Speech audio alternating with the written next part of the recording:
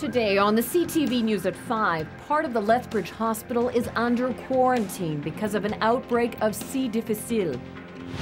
Plus, it just changed my life, yeah. How a new corrective surgery is making a big difference for Southern Albertans with skeletal problems. And I'm very unhappy. There's a lot of us who are unhappy. Protests continue over provincial funding cuts.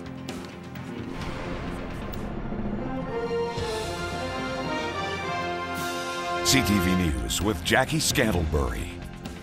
Good afternoon. A wing of the Chinook Regional Hospital is closed due to an outbreak of a bowel infection.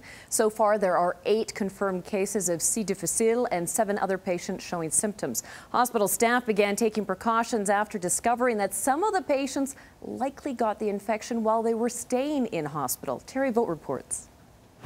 All 15 patients confirmed or suspected of having Clostridium difficile infection, or C. diff, have been moved to Unit 4C at the Chinook Regional Hospital. Health officials say there are 2 reasons for isolating the wing. One is to provide priority care, the other to prevent the infection from spreading.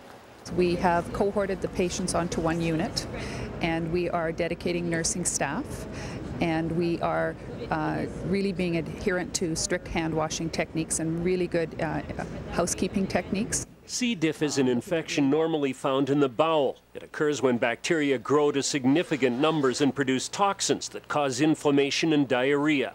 It usually happens when patients are using antibiotics because those drugs disturb the normal balance of bacteria in the bowel.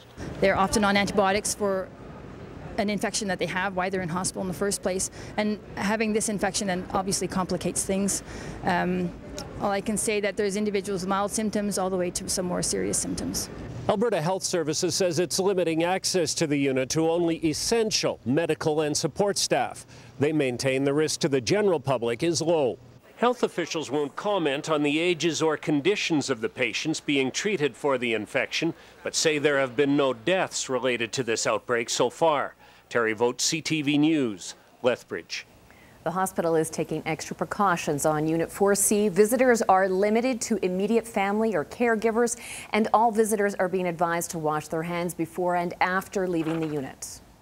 A leading-edge procedure is giving new hope to patients suffering from severe skeletal problems. The specialized piece of equipment is called the Taylor Special Frame. It's helping correct bowed legs and limbs of different lengths. For physicians, it's a major breakthrough in reconstructive surgery. But for patients like the one you're about to meet, whose legs were bowed 19 degrees by rickets, it's life-changing. Some of the images may be disturbing to some viewers. Daryl Rummold has the story. In her hands, Dr. Carrie Coleus holds the answers to Nahid Zafari's prayers. It just changed my life, yeah. It's called the Taylor Spatial Frame, a device surgeons are using to straighten Zafari's leg for the first time since she was 12 years old. I just want to be like a normal girl. Just walk and wear high heels, skinny jeans, just like other girls. Riddled with years of self-consciousness, those rings actually will line up and become parallel with each other. She'll soon have what she's always wanted, to be just like everyone else. By correcting it gradually over days, it's very bone friendly in terms of healing, so you get really nice regenerate bone that forms in. Zafari says she'd lost all hope in having her bowed legs corrected. After all, it wasn't possible in her home country of Iran. It was like a new life for me, like a new hope for my future. The device allows surgeons to achieve a proper alignment in a bone-friendly way by cutting the bone atraumatically. The patient is then fitted with the frame and adjusted on a regimented schedule, eventually bringing the leg into line. It allows for 6 degrees of freedom, so you can rotate, you can shorten, you can lengthen, you can deangulate. It's just unbelievable. 3 more patients are either using or are scheduled to use the frame here in Lethbridge. Doctors say this kind of innovation provides new hope for patients whose skeletal issues have been either difficult or impossible to treat up until now. Zafari says the procedure is painful, but no match for the joy of waking up and seeing her legs straight for the first time. I cried. Yeah, I cried. Soon she hopes to stand out, simply by standing. Daryl Rummold, CTV News, Lethbridge.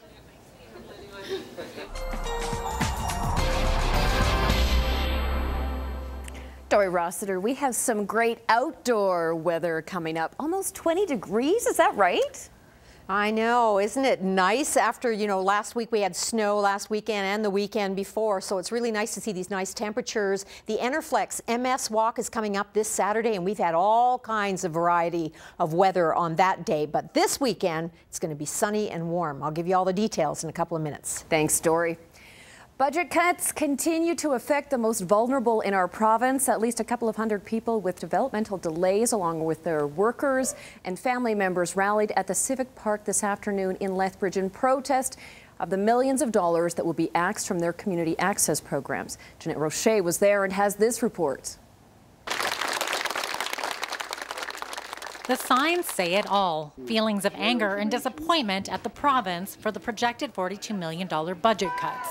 And these are the faces of the people who will be affected by those cuts this summer. They have torn our hearts from what we believe in, and now we are stuck. On July 1st, if PD calls me, I'll tell them where they can do it. I'm very unhappy. There's a lot of us who are unhappy. We are a community to stand up for each other, and that's the only way that it should go. The cuts are from funds the province normally allocates for community access programs for persons with developmental delays. They're saying that they want us to have meaningful lives, but now the government is talking about not giving us money like that to have meaningful lives. So what they're going to do is they're going to send us back into institutions. According to protesters, the cuts mean less support for the workers who advocate for and guide persons with disabilities during their work in the community, whether it be volunteer or otherwise. Lillian Westling worries about her son, Bill. I've gotten him jobs, and the reason he's lost them was because he didn't have a worker going with him to help him to learn how to do the job properly, to help him to learn what he should do. Following today's rally, the close to 200 protesters behind me plan to march to MLA Greg Wiedeck's office. It's going to be tough, and I've promised to work with them and try to figure out how we can make sure that they have enough time to realign their agencies to get so that they can refocus and make sure that they can serve their clients the best they can. But according to Lillian Westling, it might not be enough for her son, Bill. If there's no place, no agency that he can go to do the cooking that he likes to do, where can he cook? Where can he go to do that? Jeanette Roche, CTV News, Lethbridge. Wiedeck says although certain cuts were necessary, the province has increased salaries for some of the PDD workers. The Lethbridge Public School Board has given its support to a tentative teachers deal. The agreement between teachers and the province includes a 3-year salary freeze. That's going to be followed by a 2% increase and then a one-time lump sum payment in the final year. Medicine Hat police are trying to track down a man who hasn't been heard from since Monday. 46-year-old Raymond Bush was reported missing by his roommate and co-worker. He was last seen Monday night driving his red Ford F-150 pickup truck, license plate BCV 2213. Bush requires glasses and wears thin, dark frames. He has short, messy hair. If you've seen him or know where he is, please contact Medicine Hat Police. About 200 residents of West Lethbridge experienced a power outage this afternoon. The city says a faulty underground cable was blamed for knocking out the power to homes in the Riverstone area. It has now been restored. Lethbridge Immigrant Services has been recognized for helping to make Lethbridge a safe and inclusive community. Staff at Immigrant Services were presented with the Alberta Hate Crimes Award during a noon hour ceremony. Today is Hate Crime Awareness Day. The award is presented by the Lethbridge Regional Police Service and other organizations. They say Immigrant Services has demonstrated leadership and commitment to making the city more inclusive and working against hate and discrimination. We collaborate with the Lethbridge Regional Police Service, with other agencies in town to ensure, as I said, that these things get addressed, to ensure that there's an awareness not only on the part of the stakeholders who are the service providers, but also community members and potentially to victims.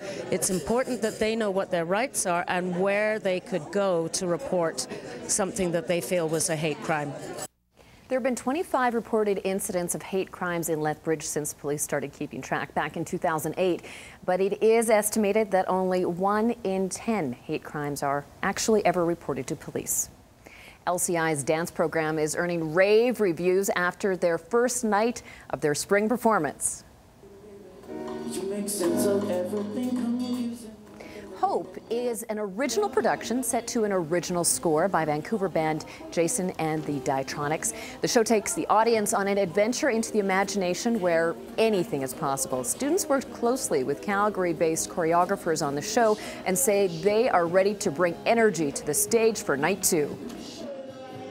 It was pretty exciting, but there were some ups and downs with the people, but after we got through it, it was just so amazing how we did the choreography and with the guys that helped me out of it and with my brother. It was so exciting. Select tickets are still available at the Yates box office. Tonight's performance begins at 7 o'clock. Coming up after the break, we're going to take a look at how one local high school celebrated an active living expo. First, though, the day's markets.